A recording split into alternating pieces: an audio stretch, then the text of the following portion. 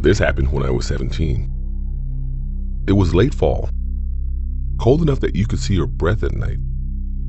I was staying over my friend Nolan's house. His parents were out of town for the weekend, so it was just the two of us. We weren't doing anything crazy, just playing Xbox in his basement, ordering pizza, normal stuff. Around midnight, we decided to go upstairs and grab the pizza from the front porch.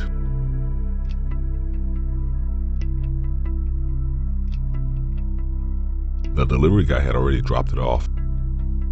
Nolan opened the front door and grabbed the box.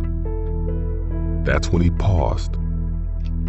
I remember standing there for a second longer than normal. I asked what was he doing. He didn't answer back right away. Then he stepped back inside and closed the door slowly. "There's a guy standing across the street," he said. I laughed at first. It was a neighborhood. Of course there was a guy standing across the street. But Nolan didn't look like he was joking. He walked over to the window next to the door and slightly lifted the blinds. I walked over too. Across the street, under a streetlight, was a man. Just standing there. Not on the sidewalk exactly, more like in the road, near the curb. He wasn't on his phone, wasn't walking a dog, it wasn't moving. Just standing there, facing our house. It was after midnight. Nobody else was outside. We stood there watching him for maybe 30 seconds. He didn't move. "Maybe he's waiting for someone," I said. But there weren't any cars coming. No lights turning on in nearby houses.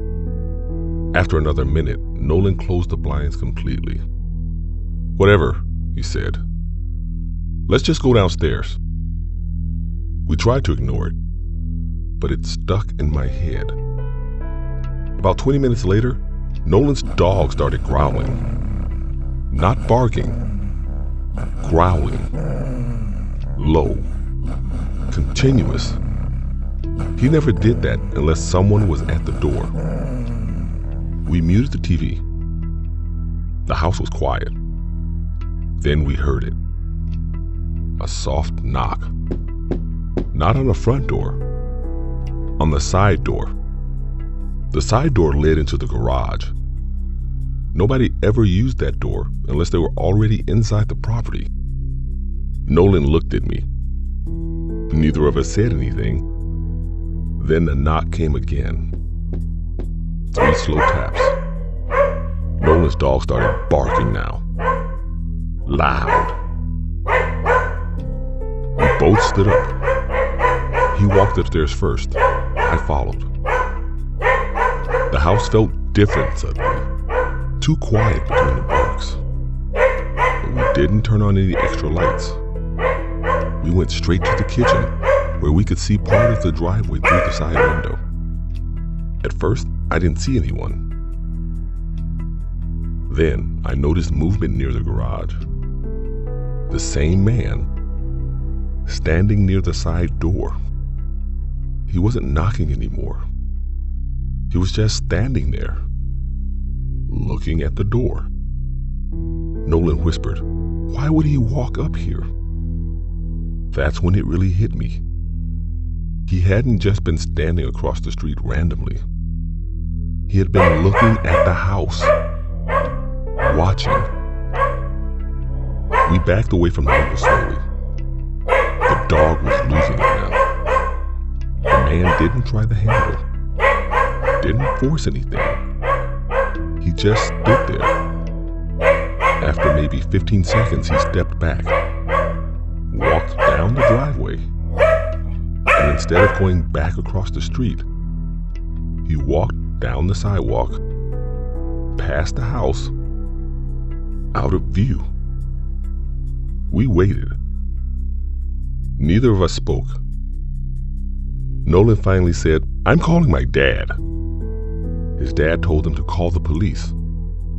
We did. They showed up about 15 minutes later, drove around the area, and didn't find anyone. The officer asked if we were sure he knocked. We both said yes. He told us to lock all doors and call again if anything else happened. That should have been the end of it. But it wasn't. Around 2:30 a.m., we heard something again. Not a knock this time. The sound of metal, like someone lightly shaking something. We were upstairs in Nolan's room by then. The sound was coming from below us, the garage. We moved quietly to the top of the stairs, listening. It happened again. A faint rattling, like someone testing the garage door handle.